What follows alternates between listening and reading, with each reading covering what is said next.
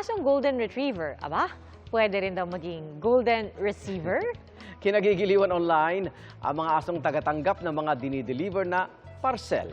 Ating saksihan, Ma'am, sir, delivery po. Linyahan ng mga delivery rider. Pero paano kaya ako ang tatanggap ng package? Aso. Kuya, akin iyan. Dade, bigay ni Kuya. Si kuya ayaw pa ibigay nung una ang package sa asong si Kobe.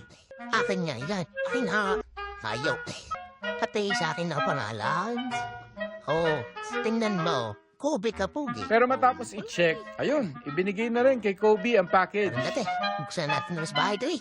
Tara. Kanang kamay daw si Kobe ng kanyang fur parent na si James Echano. Masunurin at maaasahan pati sa pagbitbit ng pinamili tuwing namamalengke sila. Kilala na nga raw siya sa public market sa Santo Tomas, Batangas. Sa Sindangan, Zamboanga del Norte, maaasahan din ang cream white golden retriever na si Rocky sa pagtanggap ng package. Very good.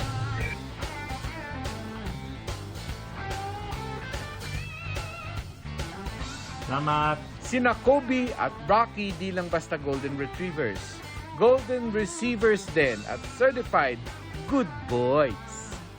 Para sa GMA Integrated News, Mark Salazar, ang inyong saksi. mga igan, samahan nyo kaming saksihan ng mga balita. Mag-subscribe sa GMA Integrated News sa YouTube. Para sa mga kapuso abroad, samahan nyo kami sa GMA Pinoy TV at sa www.gmanews.tv.